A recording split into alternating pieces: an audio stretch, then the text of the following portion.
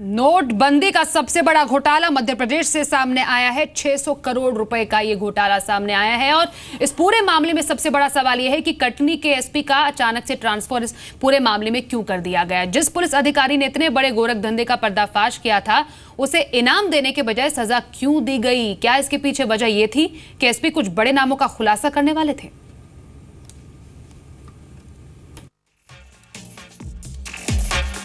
कटनी में फर्जी फर्मों के खुलासे की फहरिस्त के बीच जांच की फड़फड़ाती फाइलों ने हवाला कारोबार की दस्तक को पुख्ता किया और पूरे देश में कटनी की नाक कटने लगी।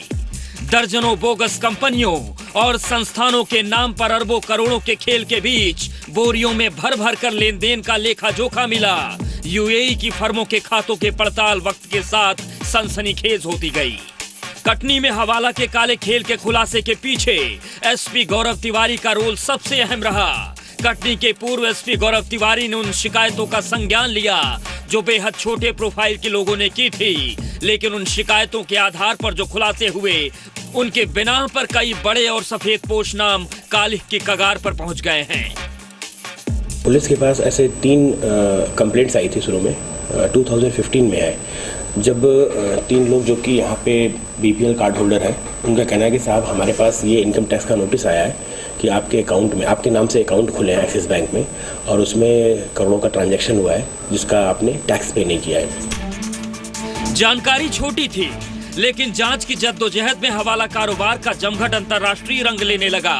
लेकिन अब सवाल सीधा सा ये हो गया है कि क्या उन बड़े बड़े नामों को जांच के बाद जवाबदेही के धरातल पर धरा जाएगा? ये सवाल इसलिए उठ रहे हैं क्योंकि अब कुछ ऐसी चीजें सामने आ रही हैं जो इन सवालों को मजबूत करती हैं।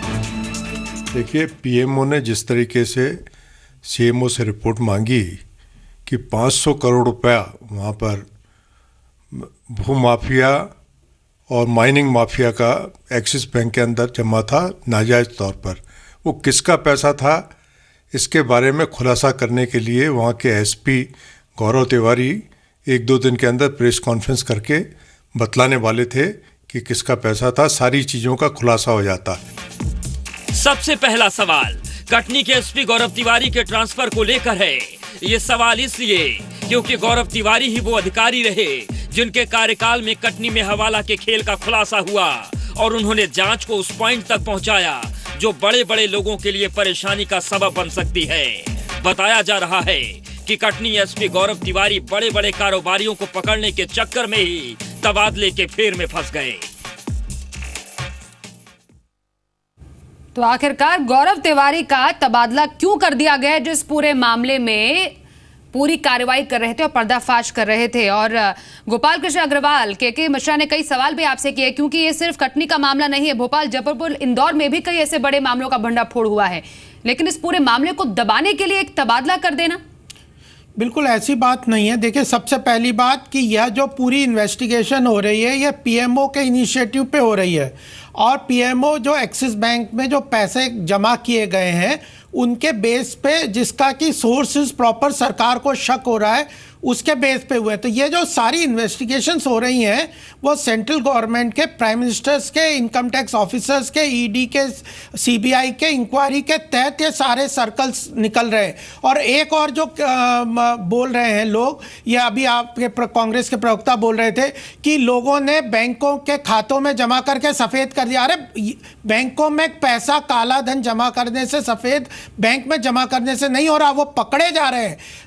इसी कारण से उनके ट्रेल नहीं, तो ये काला धन को 15 दिन में उन्होंने कमा लिया या 2 साल में कमा लिया, ये नहीं, ये तो कांग्रेस और यूपीए के राज में उन्होंने इकट्ठा किया है और छुपा के रख रहे हैं। अब उन्हें मजबूरी बैंकों में जमा करना पड़ रहा है, खोलना पड़ रहा है, क्योंकि उनके नोटबंदी के कारण बेकार हो जाते हैं, तो वो मजबूरी में यह अब उन्होंने जमा किया और रास्ते में पकड़े जा रहे हैं। तो अल्टीमेटली आपको अप्रिशिएट करना चाहिए कि ऑडिट ट्रेल बन रही है, सरकार पूरी तरह सजग है और ठीक है पीएमओ के इनिशिएटिव पे हो रहा है। गोपाल कृष्ण जी कह रहे हैं तो मामले तो अब उजागर हो रहे हैं, लेकिन शुरुआत तो आपके कार्यकाल में हो गई थी, जब सेंटर में आपकी सरकार थी, तब ऐसे मामले क्यों उजागर नहीं हुए? लेकिन और काला धन तो तभी इकट्ठा हुआ है, काला धन। गोपाल कृष्ण जी आपसे सवाल पूछ रहे हैं।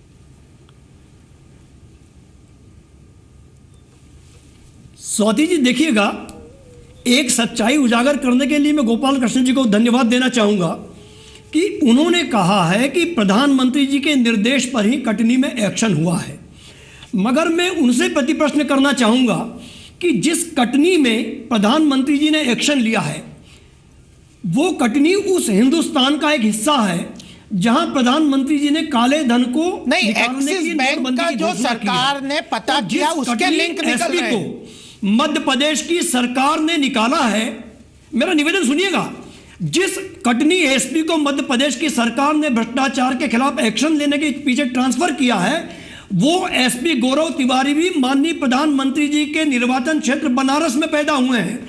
तो सीधी तौर पर क्या आप ये मानेंगे कि मध्य प्रदेश के मुख्यमंत्री प्रधानमंत्री को चुनौती दे रहे हैं? और यदि आप कह रहे हैं कि यूपीए सरकार ना ये आप इसका जवाब दीजिए। आप जो कह रहे हैं में अर्चना चिटनिस, मेरा निवेदन सुनिएगा। नहीं, आप कह रहे हैं कि वो काला धन वहाँ बैंक में जमा कर दिया तो सफेद हो गया। मेरा क्या सफेद हो गया वो? मेरा निवेदन सुनिए। मेरा ये कहना है कि काले धन को सफेद करने वाले लोग बेनकाब हुए हैं, उनको मध्य प्रदेश की सरकार बचा रही है।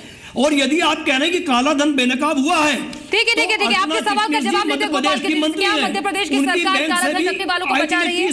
बहुत कम समय है गोपाल कृष्ण, ऐसी बात नहीं है। जो एसपी का गौरव का आप की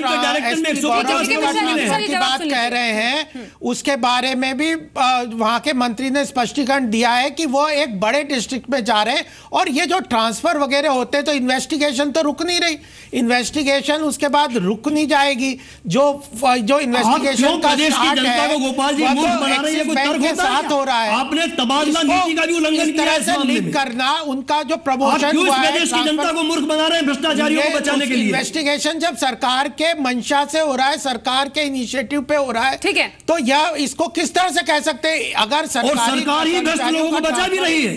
ठीक है, सरकार भी भ्रष्ट लोगों को बचा भी रही है। क्या मजाक कर रहे हैं आप इस प्रदेश में और देश की जनता के साथ? यहाँ पर गोपाल कृष्ण अग्रवाल जी का कहना है कि इन्वेस्टिगेशन चल रही है। इन्वेस्टिगेशन कितनी आगे पहुंची और आगे क्या बचा हुआ है, कौन कौन लोग इसमें गिरफ्तार हो सकते हैं? प्रवीण, बहुत जल्दी। देखिए, मैं आपको बता दूं कि दो जो बड़े कारोबारी हैं, उनका तो सरावगी ब्रदर्स जिनका नाम है, उनकी गिरफ्तारी लगभग तय थी। अब ये देखना होगा कि उनकी अरेस्टिंग हो पाती है क्या नहीं। बाकी जो पूरा मामला है वो इन्वेस्टिगेशन पर डिपेंड करेगा कि अरेस्टिंग किसकी होती है। एक बात जो के मिश्रा कह रहे हैं वो बात सही है। भोपाल में भी 2 सहकारी बैंकों में छापे पड़े, 2-3 नाम भी सामने आए इन्वेस्टिगेशन में, लेकिन अरेस्टिंग किसी की नहीं हुई। तो अब ये भी सरावगी ब्रदर्स की भी अरेस्टिंग होगी कि जी। तो इस पूरे मामले में कार्रवाई पूरी हो जाएगी। लेकिन नोटबंदी का जो सबसे बड़ा घोटाला ये सामने आया है एमपी में, वाकई इसने कई सवाल खड़े किए हैं और ऐसा हो सकता है आने वाले टाइम में और भी बड़े घोटाले सामने आए और देखना यह होगा कि आखिरकार किस स्तर पर इस पर कार्रवाई होगी। बहुत बहुत धन्यवाद गोपाल कृष्ण अग्रवाल जी, के मिश्रा थी हमसे इस पूरे खास कार्यक्रम में जुड़ने के लिए और प्रवीण दुबे पूरी जानकारी साझा करने के लिए।